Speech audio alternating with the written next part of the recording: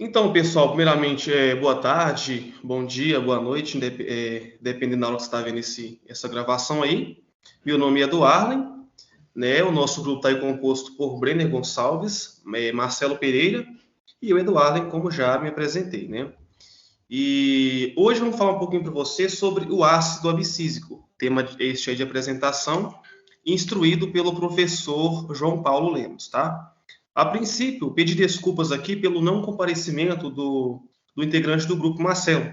Até conversei com o professor sobre, e ele entendeu, porque ele está trabalhando agora, e é complicado para ele estar conciliando serviço com faculdade durante o dia, né? Mas desde já, saliento que ele super ajudou, tanto na parte escrita do trabalho, quanto na montagem do slide. Pode passar, Breno. Então, pessoal, como falado, a gente fala um pouquinho para vocês hoje sobre o ácido abscísico. Ácido abscísico, gente, antes de a gente começar, deixar claro para vocês. Ácido abscísico é sinônimo de ABA, A-B-A, né, tudo maiúsculo. Então, mas o que vem a ser esse ácido abscísico? Qual que é a sua função, né?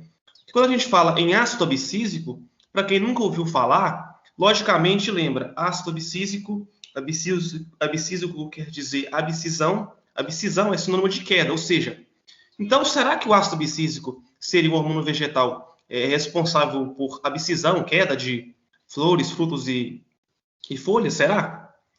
Ao decorrer dessa apresentação, vocês vão entender que não, né? Isso aí foi meio que estudos primários que acabou gerando esse nome de abscísico, ácido abscísico, né? Mas enfim, o ácido abscísico, ele é um hormônio vegetal, né? Assim como o etileno, a citosina, citocinina, né? Hormônio vegetal. E qual que é a função dele? A função principal do ácido abscísico, pessoal, é inibir o crescimento, inibir a germinação, certo? Por exemplo, ele vai inibir o crescimento de um órgão vegetal, ele vai inibir a germinação de uma semente, né? Ele vai inibir o crescimento de uma gema, né? A germinação de uma gema e tal. Então, como é que isso acontece? Como que ocorre esse processo, né? Na verdade, pessoal, o ácido abscísico, ele é meio que um cara, entre aspas, né?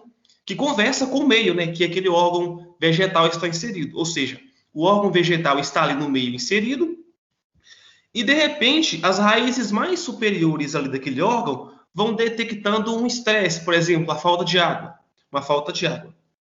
E essa falta de água, ela vai fazer com que seja induzido uma produção de ABA, uma produção de ácido abscísico. Calma. Então, as raízes superficiais vão entender que aquele vegetal está passando por estresse, vai induzir a produção de ácido abscísico, e esse ácido abscísico ele vai ser responsável por mandar um sinal para o estômago. Qual o sinal? O sinal de fechem-se estômatos. Né? O ácido abscísico, eu costumo falar, que ele meio que ele tem a cara de bravo, autoritário, sabe? Então ele chega e fala, estômago, fecha aí, porque senão a situação vai ficar complicada para você. E o estômago, bem mandado do jeito que ele é, se murcha todo, né? Não tem mais água na sala guarda, todo pobrezinho ali, mas se fecha. Por que isso acontece? Para que, já que a planta não está captando tanta água, não está absorvendo tanta água, ela não pode perder também por processo de transpiração, certo? Então, esse ácido abscísico, ele é meio que tá ali só na ativa, assim, olhando assim, se o meio está favorável, o processo estomático está abrindo e fechando normalmente. Porém, se aquele ácido abscísico ele nota ali que a planta está chegando em um estresse hídrico, é aí que ele vai entrar, né? Vai estimular a produção dele para que ele mande um sinal lá para os estômatos, para que esses estômatos se fechem. Basicamente é isso. Outra coisa, ele também tem uma grande concentração, uma grande produção também no tegumento da semente e nas gemas também. Ele vai atuar no mesmo sentido, ou seja, a semente ela tem que passar por todo um processo até que ela chegue num estado bacana para que ela possa ser levada a campo, né? Então, até ela está totalmente produzida, totalmente bacana para o plantio, ela tem que ter o quê? Ela tem que ter uma inibição de germinação, que ela não pode germinar antes da hora. Basicamente, esse que é o ácido abscísico. Então, começamos aqui com aspectos históricos, né? Acreditava-se que o ácido abscísico, ou ABA, para quem preferir, ele era responsável pela abscisão foliar, ou seja, queda das folhas. Aí eu coloquei aqui uma imagem só para ilustrar, como vocês podem ver aí, esses órgãos vegetais aí, e tá só o quê? Tá só o caule e as ramificações, e folha que é boa não tem nada, né? Não tem nada, né? E eu coloquei do lado, observação, o ABA não é o principal responsável por esse fenômeno. Por quê? Como eu falei, o ácido abscísico denominou esse ácido porque foram estudos bem recentes e tal, que falava que o ácido abscísico era o hormônio primordial responsável na abscisão de folhas. Só que o tempo foi passando e eles foram tendo novas respostas. Ao decorrer da nossa apresentação, vocês vão entender melhor sobre isso. Em meados de 1949, um tal de Emberg, ele descobriu que em gemas dormentes de batatas havia uma quantidade considerável de um inibidor de crescimento, o qual denominou de dormina. Então, esse tal Emberg, ele simplesmente pegou uma batata, né? E lá nas gemas da batata, aqui nessa figura não mostra as gemas, né? Mas a batata tem as gemas sim e tal. Ele observou o quê? Que essas gemas da batata, ela tinha uma grande concentração de algum composto, algum inibidor que fazia com que aquela gema não crescesse, não germinasse, sabe? E nisso ele deu o nome de dormina, porque esse composto que estava ali, sobre o tegumento da batata, causava um aspecto de dormência na gema, né? Porque ela não crescia, ela não germinava e tal. Então, daí o nome de dormina foi a segunda ideia depois de abscisão. E, na verdade, esse que seria o caractere ideal para ser colocado no nome de ácido, ao invés de ácido abscísico, né? Porque a função principal do ácido abscísico é adormecer aquele órgão vegetal, aquela semente, aquela gema, até que tenha um tempo adequado para germinar, para crescer, né? E não abscisão, como foi diagnosticado em estudos primordiais, né? Lá para a década de 60, mais ou menos, surgiu a descrição sobre a abscisina 1 e 2, ou seja, né, alguns fisiologistas foram lá e analisando alguns locais lá de queda de frutos, eles denominaram, que vai ser abscisina 1, abscisina 2. Pode passar, Brenner. Porque notou-se ali a queda de frutos. E eles estavam estudando aquilo ali, denominou abscisina 1 e abscisina 2, certo? Entre os anos de 1963 a 1967, Okuma e Kornfeld, eles isolaram e purificaram essas substâncias. Quais substâncias? A abscisina 1 e a abscisina 2. E o que eles fizeram? Eles falaram que a abscisina e a abscisina 1 e a abscisina 2, ou seja, que a abscisão era igual a dormina. E não faz muito sentido essa ideia dele. Ele estava querendo dizer que, então, será que o ácido abscísico é responsável por dormina, abscisão, né? E é aqui que a gente conclui aquela primeira pergunta lá aquela ideia de ácido abscísico, sendo que a ideia dele, o primordial, o objetivo dele é o quê? É adormecer aquele órgão, aquela semente, aquela gema, e não a abscisão. Por quê? Como o Carlos Henrique até citou na breve apresentação dele, o Carlos, ele fala o seguinte, que a abscisão é um fenômeno responsável é um fenômeno responsável que é responsável aí do etileno, né? O etileno, e não o ácido abscísico. O ácido abscísico, ele até contribui, né, para a abscisão. Ele pode causar um amelelamento ali e tal, porque logo quando se inicia o processo de abscisão ali, a gente vai ter uma grande concentração de ácido abscísico nessa folha, por exemplo, mas o hormônio vegetal responsável por essa queda em si, né, seja folha, fruto, né, ou flores, é o ácido etileno, né? Então daí é aquela ideia, tipo assim, mas por que ácido abscísico? Cara, já tinha dado o nome, já pegou, porque já tinha acostumado com aquele nome de ácido abscísico, e o nome ficou, né? Origem e biossíntese. Pessoal, o precursor primário do ácido abscísico vem dessa primeira forma que vocês estão vendo aí, que é do ácido bivalônico, né? Então, o precursor primário do ácido abscísico vem do ácido bivalônico. A princípio aí, o ácido bivalônico, e essa forma maior à direita sua aí, está escrito figura 6, é a figura do ácido abscísico, o A, para quem melhor entender, né? Embaixo eu coloquei um esquema para explicar como é que funciona esse ciclo aí, né? A gente tem que entender primeiro que o órgão vegetal, ele produz dois tipos de metabolismo: metabolismo primário e metabolismo secundário. Os hormônios vegetais, por exemplo, são tipos de metabolismos secundários, ou seja, eles são produzidos em segunda instância. Quer dizer, eles são altamente necessários, né? Porque são mecanismos de sobrevivência daquela planta. Por exemplo, o ácido bicílico. Ele controla ali estresses, no caso do órgão vegetal, né? Sem o ácido bicílico, a planta ia morrer precocemente. E isso não seria o ideal, não seria bacana, né? Então, eles são interessantes, sim. Eles são até para a sobrevivência da planta. Porém, são metabolismo de segunda instância, ou seja, metabolismos secundários.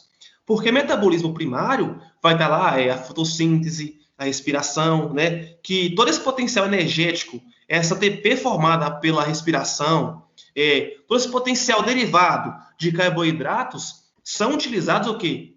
Ali no metabolismo secundário, no primário, são utilizados ali pelas vias metabólicas para a produção de novas estruturas, né, que vão aparar e contribuir para o ciclo normal do órgão vegetal, certo? Né? Então, o ácido bicílico, ele é um tipo de metabolismo secundário. Aí eu coloquei um esqueminha só para identificar, né? É claro que essa via metabólica não se inicia aí, né? Tudo se começa lá na fotossíntese, no metabolismo primário do carbono e tal, mas só para vocês entenderem por que eu coloquei o ácido mevalônico, pois é do ácido mevalônico que ele é derivado, né? Então, essa via metabólica ocorre da seguinte forma, né? Então, tem a via do meu ácido mevalônico, que vai formar meus terpenos, e esses terpenos podem formar o licopeno, limoneno, citro... gente, tem um erro de português aqui, tá? Não é citronela, é citronel, tá? Então, esses terpenos, eles vão ser responsáveis pela formação do licopeno, limoneno, citronel e os carotenoides. E também formar a maioria dos hormônios vegetais, como o etileno e, no nosso caso aqui, o ácido abscísico, tá bom? Sintetizado. Onde é que é sintetizado esse bendito ácido abscísico? Esse ácido abscísico, ele pode ser sintetizado na coifa, caule, folha, e todo vegetal pode produzir esse órgão, esse hormônio, né? E essa produção, ela vai ter uma grande escala, assim, mais concentrada, em folhas, especialmente em folhas mais velhas, em folhas maiores, ou seja, que elas vão ter uma capacidade de maior concentração ali desse ácido abscísico ali nesse tecido, tá? E a síntese inicial do ácido abscísico tem lugar nos cloroplastos e em outros plastídeos, ou seja, todo tecido que produzir cloroplastos ou assimilados que produzam cloroplastídeos, esse tecido vai ser capaz de produzir o ácido abscísico, né? Vale ressaltar, gente, que não quer dizer que a folha, só porque eu falei que a folha produz ácido abscísico, ela vai estar ali 24 horas metendo seco, produzindo ácido abscísico. Não quer dizer isso, né? Porque o ácido abscísico, ele é um meio de sobrevivência, é uma técnica que a planta tem para ela sobreviver, né? Então, se o órgão vegetal está ali, percebe-se, tem-se então um estresse hídrico, aí vai o quê? Vai ativar a produção de ácido abscísico para que essa planta não morra precocemente, né? Mas quando o tempo está ideal, está aquele friozinho bacana, deu a chuvinha, a planta está gostando, então não vai ter aquela concentração, aquele estímulo tão grande, né, para a produção deste hormônio, tá? É válido destacar que pode ocorrer uma produção do ácido abscísico até 100 vezes mais, né, no desenvolvimento da semente. Como eu meio que citei no início, a gente tem lá o desenvolvimento da semente, e essa semente, ela tem que passar por vários processos até que ela se transforme numa semente adulta, digamos assim, para que ela se veja adequada para ser levada para o plantio, certo? E o que acontece? Qual que é o fator responsável por esse inibimento da germinação antes da hora? É o ácido abscísico, né? Então a semente, ela vai ter uma grande concentração de ABA em seu tegumento. Para quê? Para evitar que essa semente germine precocemente. Por exemplo, se você for no quintal da sua casa e plantar 3 sementes de feijão no buraquinho lá, enquanto não vier chuva, você não molhar ali, aquela semente ela vai insistir em não germinar. ela vai insistir em não germinar. Mas a partir da hora que você molha ela ali, ela já começa a germinar. Por que isso acontece? Porque quando você molha, meio que você lava aquela concentração de ácido abscísico, a semente ali, e vai ter o quê? A concentração de ácido abscísico vai lá embaixo e a concentração de citocinina vai lá em cima. Porque essa é a ideia, né? Porque a citocinina ela vai ser responsável por quê? Pela quebra dessa dormência que foi causada pelo ácido abscísico, né? E eu vou ter também uma produção de ácido abscísico 50 vezes maior em condições de estresse ambiental, como eu já falei, né? O órgão vegetal é muito inteligente, então as raízes mais superficiais ali, estão no solo ali, percebe essa falta de água, elas vão até crescer mais à procura de água ali, mas se ela percebeu que está faltando água, ela já começa e estimula o que? Estimula o crescimento, a produção, perdoe, a produção de ácido abscísico, para que esse ácido abscísico mande um sinal lá para os estômagos falando: feche esse buraco, meu filho, feche esse buraco, no caso, o ostilo, né? O estômago, bem mandado do jeito que é, fecha o ostilo e fica bonitinho, a planta não vai perder tanta água por processo de transpiração. E aí, gente, só uma foto para ilustrar mesmo, né? Eu vou ter uma grande concentração de ácido abscísico na folha ali, né? E mandando sinal lá para o estômago, fechando, obrigando o estômago a fechar, né? Porque se na folha eu tenho grande concentração de ácido abscísico, obviamente eu vou ter o estômago fechar, tá bom? Só para ilustrar mesmo essa. E aí a gente tem o transporte. Como é que acontece o transporte desse ácido abscísico? O transporte dele acontece tanto via floema, mais precisamente floema, quanto via xilema, né? Mas vale destacar que esse transporte ele ocorre no floema tanto de forma ascendente quanto de forma descendente. Ou seja, no floema vai subir e vai descer. Aí os caras pensam assim, mas caramba, o floema não é responsável só por descer e tal? Não, a cada regra é uma exceção, e essa exceção vocês vão compreender à medida que o Brenner for explicar a parte dele, né? Ele ficou responsável por essa explicação e você vai entender bem mais sobre esse transporte, né? Mas o transporte dele é via xilema, via floema, e o floema vai ter transporte tanto ascendente quanto descendente, tá? Então, dando continuidade aqui à apresentação sobre o ácido abscísico, eu vou estar falando agora um pouco mais sobre efeitos e funções do ácido abscísico dentro do corpo vegetal. O ácido abscísico ele é um regulador de processos fisiológicos da planta, principalmente no que se refere ao controle da perda de água excessiva para o meio. No caso, o ácido abscísico ele vai estar agindo como se ele um mecanismo de proteção da planta, quando ela sofre algum tipo de estresse ocasionado pelo meio. E dentre esses estresses, né, esses efeitos e funções que o ácido abscísico exerce dentro do corpo vegetal, nós podemos citar alguns, como tolerância ao estresse hídrico, maturação e dormência de sementes, germinação de sementes, abertura e fechamento de estômatos e brotação de gemas, que vão ser melhor explicados nos slides posteriores, que vai estar agrupados em tópicos. Dando continuidade aqui, a gente tem que entender alguns conceitos primordiais, né, para que a gente possa estar compreendendo o que vai ser explicado mais à frente. Que no caso, o ABA, né, o ácido abscísico, ele pode ser chamado, é um hormônio vegetal que também pode ser chamado de fito-hormônio, e a gente tem que entender a diferença de fito-hormônios para fitorreguladores. Que fito-hormônios vão ser o hormônio, né, que é produzido de forma natural pela planta. É a composição que a planta está utilizando ali, que quando você fizer uma extração da planta, você vai achar ele naquela fórmula certinha, naquela composição química certinha. E um fitorregulador é um hormônio que é produzido de forma artificial, que tem a mesma função do fito-hormônio, porém, pode ter alguma variaçãozinha de composição. Porque, como o Eduardo apresentou nos slides ali para trás, o ácido abscísico, de forma natural, ele tem aquela cadeia cíclica e aquela ramificação com metil, hidrogênio e tudo mais. Porém, um fitorregulador, que é produzido de forma artificial, ele vai estar exercendo a mesma função do ácido abscísico, vai ter uma fórmula muito parecida, porém você vai poder notar que vai ter alguma diferença na cadeia ali. Mas, porém, essa diferença não é suficiente, né, para poder estar impedindo a função daquele fitorregulador com o hormônio original. Tanto que tem o ácido abscísico, né, da forma cis e na forma trans. Sendo que qualquer um dos dois consegue estar exercendo a função de dormência, de abscisão ali, de inatividade, na verdade.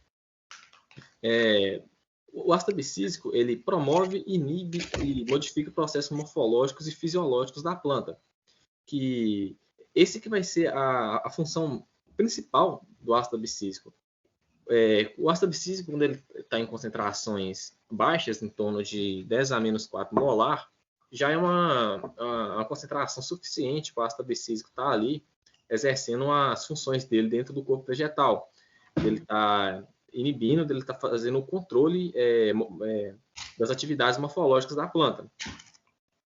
Por exemplo, a citocina, que também é um outro hormônio vegetal, em concentrações em torno de 10 a 0,5 micromolar, ela consegue estar fazendo a abertura estomática ali, estimulando a abertura estomática, né? Porém, o ácido abscísico, nessa mesma concentração, de 10 a 0,05 micromolar, ele já ocasiona o fermento, que ele é ativado principalmente na situação de estresse. No caso, é como se fosse uma situação prioritária ali de vida ou morte para a planta, situação que é crucial para ela estar obedecendo ao ácido abscísico. E em relação aos transportes, né, o ácido abscísico ele pode dar principalmente via xilema ou via floema. No caso, por via floema, a gente precisa compreender, né, principalmente o próximo tópico aqui, que é a relação de fonte e dreno. Por que a gente precisa compreender isso? Porque relação fonte e dreno, a gente pensa que o floema, ele apenas só desce da parte aérea para a parte inferior, né, raiz, caule, o tronco ali, trazendo os fotoassimilados. A gente pensa, a primeira ideia, assim, quando surge é essa de descendência, né, de descer nos recursos. Porém, esse conceito de fonte e dreno é o que dita a movimentação dentro desses canais de transporte. Porque, por exemplo, vamos considerar aqui, a gente tem a parte aérea, e a parte aérea é composta por folhas jovens e folhas mais velhas. Já é conhecido que as folhas mais novas, elas não têm capacidade de estar produzindo fotoassimilados suficientes para ela e para distribuir para o restante do corpo vegetal, que é dependente das folhas para poder estar se alimentando, produzindo o seu alimento. Em contrapartida, as folhas mais velhas, elas já conseguem suprir as suas próprias necessidades e ainda produzem em excesso, distribuindo isso para o restante da planta, alimentando o restante da planta. E a gente sabe que, muitas das vezes, né, as folhas novas estão bem na parte superior, que é regidas, né, pelo sistema apical. O sistema apical começa a se desenvolver ali, ramifica, e folhas novas primeiro, até ela ganhar o porte e conseguir produzir alimento suficiente para ela e para o restante do corpo vegetal. E então, se as folhas novas não conseguem produzir seu alimento, e elas estão na parte superior, então como é que o floema ele vai sair daqui de baixo e vai subir? E é isso que fonte e dreno tá relacionado e ocasiona o processo. Por quê? No caso, fonte vai ser aquele que vai produzir as folhas mais velhas. E dreno vai ser aquele que vai estar consumindo, por exemplo, as folhas mais novas. Comparando nesse cenário específico. Então, as folhas mais novas vão estar fazendo um gradiente de pressão ali, que vai fazer com que o floema, ao invés de naturalmente descer, ele venha e suba para essas folhas mais novas, suprindo a necessidade alimentar delas, até que elas tenham a autonomia de estar conseguindo produzir. Eduardo, pode passar para o próximo? Dando continuidade aqui, agora nós vamos falar sobre a tolerância, né, ao estresse hídrico, que é um dos fatores onde o ácido abscísico entra em ação dentro do corpo vegetal, e também é um fator muito importante, porque quando se fala em tolerância ao estresse hídrico, vai ser um mecanismo fisiológico de respostas a condições de estresse por meio do déficit hídrico, que ocorrem em várias etapas. Por exemplo, quando o sistema reticular ali da planta, ele que é o responsável, né, por estar absorvendo a água, os nutrientes e sais minerais presentes no solo, e está subindo com ele de forma ascendente, né, via xilemática, através dos tubos crivados ali. E está trazendo a água para a copa aérea, para a parte aérea, né, e está nutrindo, e está ali e está hidratando, né, todo o corpo vegetal. As raízes, então, como elas estão diretamente relacionadas com a água, elas vão ser as primeiras a notar esse déficit hídrico. A partir do momento que a raiz ela vê que o estômago está aberto ali, ele está funcionando belezinha, ele está fazendo com que a água evapore e o fluxo mantenha contínuo de água subindo.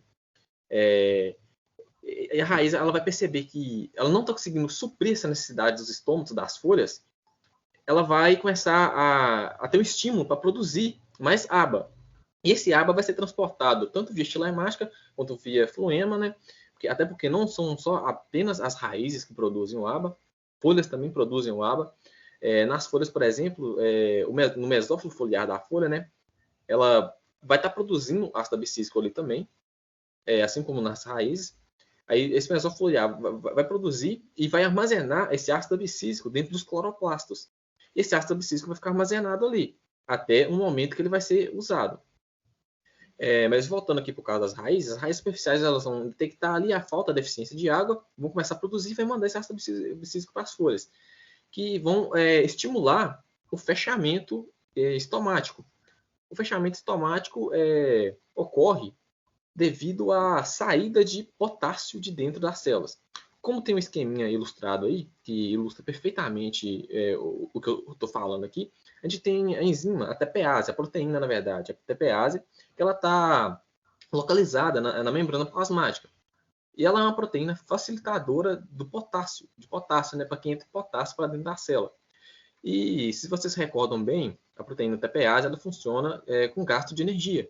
Então, a ATP vai chegar ali, né, adenosina trisfosfato, vai estar liberando energia e vai se transformar em ADP, adenosina difosfato, e vai estar permitindo que essa proteína facilite a entrada. E como é que acontece isso no caso? Ao mesmo tempo que essa proteína ela está conseguindo jogar o Na, né, o sódio para fora, ela vai estar trazendo ao mesmo tempo duas moléculas, dois átomos de potássio para dentro, dois íons, na verdade, de potássio para dentro da célula, ou seja, do meio apoplástico, né, do meio extracelular, apoplástico, ele vai estar trazendo para dentro da célula, para o interior da célula. Assim, aí na segunda imagem dá para ter uma noção melhor. No caso, é o processo acabando de ser concluído, né, com o sódio saindo, os íons de sódio saindo e os íons de potássio do meio apoplástico entrando para dentro da célula. E esse processo, ilustrado na imagem aí, do potássio entrando, ele vai conferir à célula um potencial osmótico mais negativo e, consequentemente, vai fazer com que a água entre e vai deixar a célula túrgida. E a célula túrgida confere, as células guardas túrgidas, né, conferem a abertura estomática, ou seja, os estômagos vão ficar abertos, vão ficar suscetíveis a evapotranspiração. E o processo inverso, né, que é o que o ABA ocasiona, ele vai estar afetando diretamente essa proteína TPase, fazendo com que a concentração dentro da célula de potássio ela diminua consideravelmente e que com essa diminuição ocorra a perda da turgescência, a murcha. Então, a célula estando murcha, ela vai estar automaticamente fechando a sua abertura estomática ali.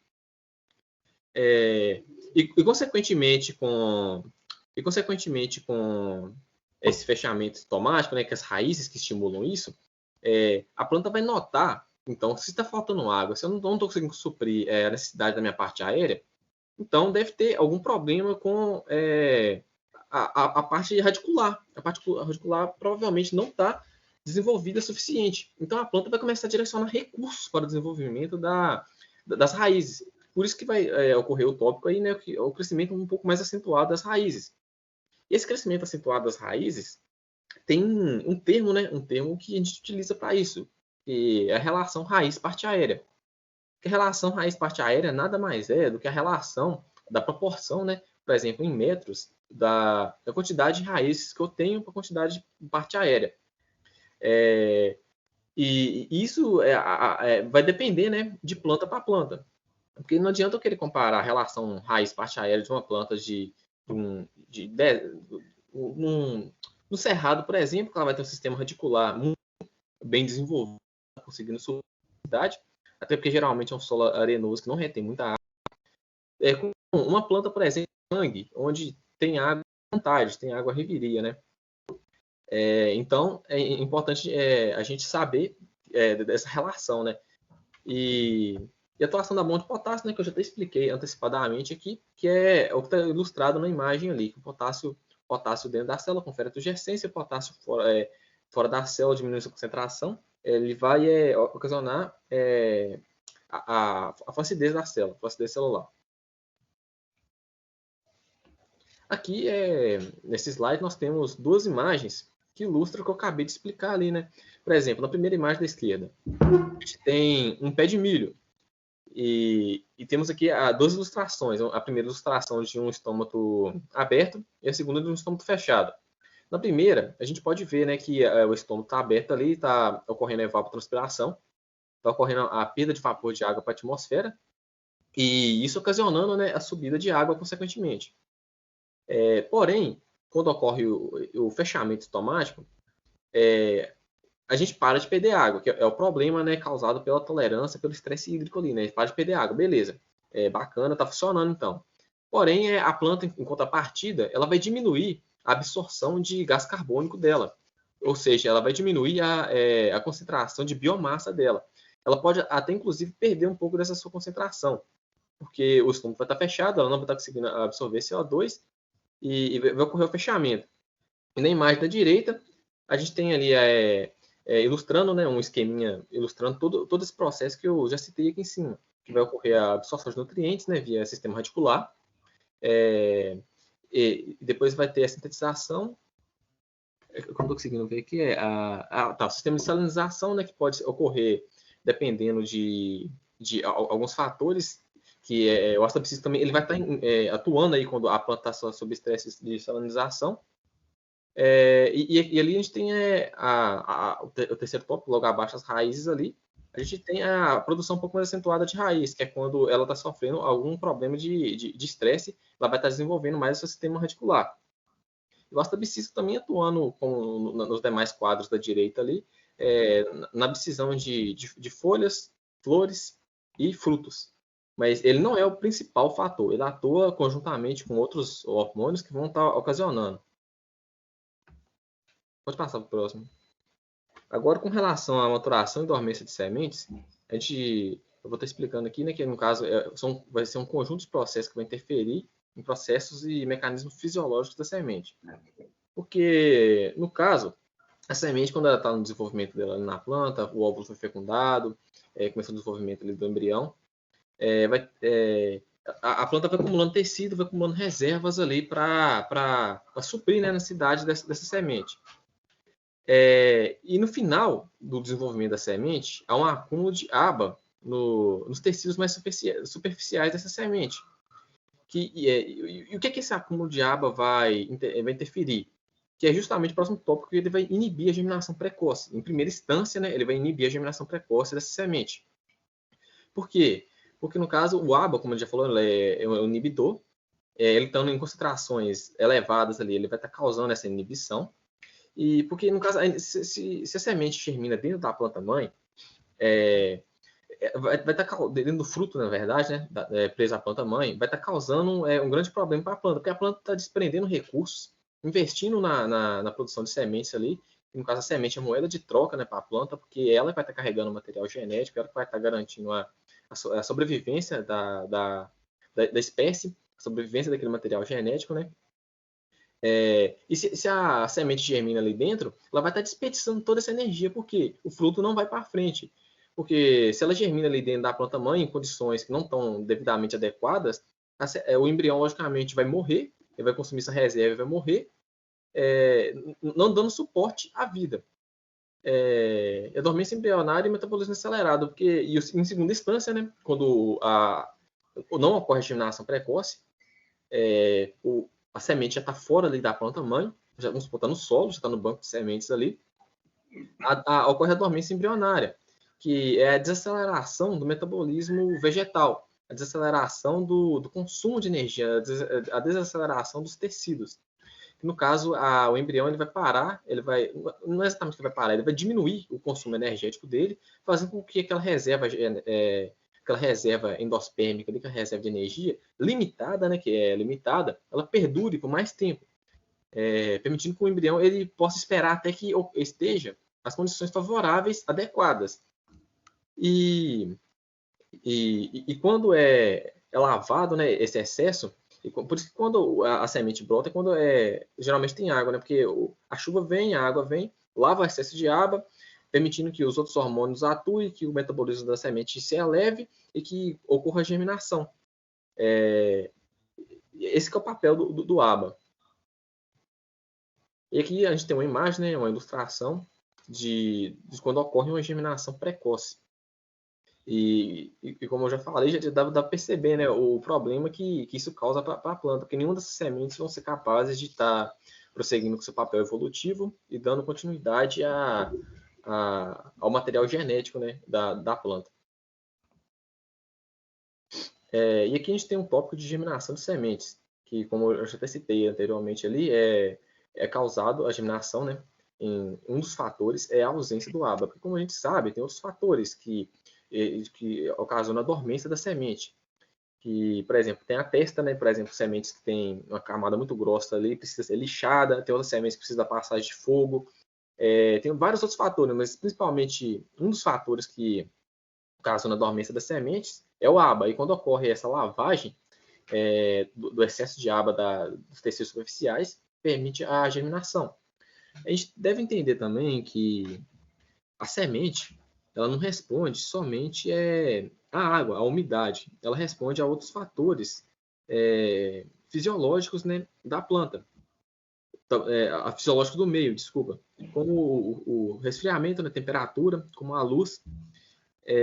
Então, esses vão ser fatores que também vão colaborar para a quebra da dormência da semente, né, para a germinação dela.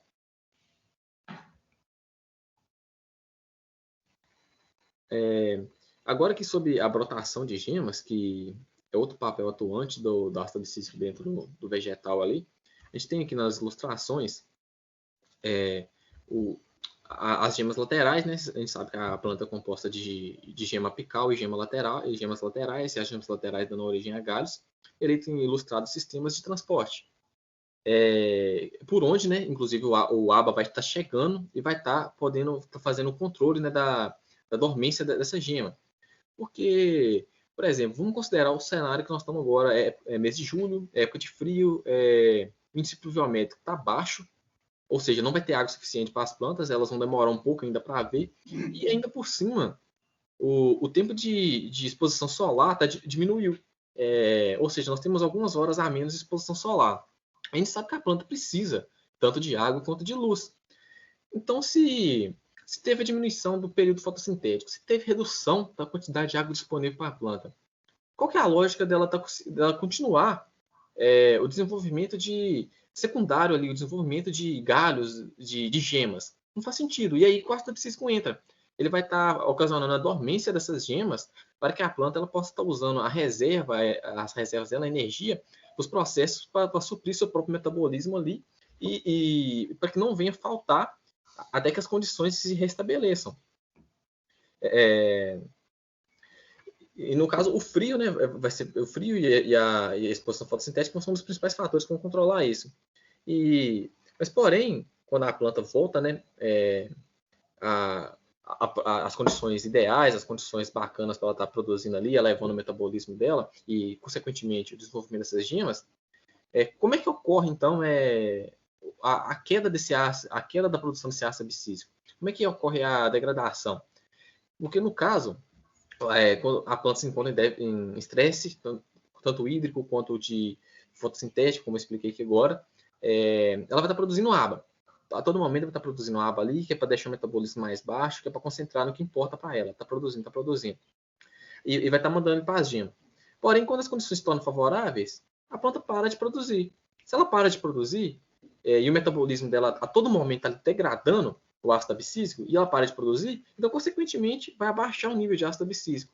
Abaixar o nível de ácido abscísico, aí já permite que os outros hormônios atuem, os hormônios de crescimento atuem, já permite que a gema, que é o nosso foco aqui, comece a se desenvolver, ela vai se desenvolver e vai crescer, e vai estar dando origem a novas galhas e novas folhas, novos frutos, e assim continua.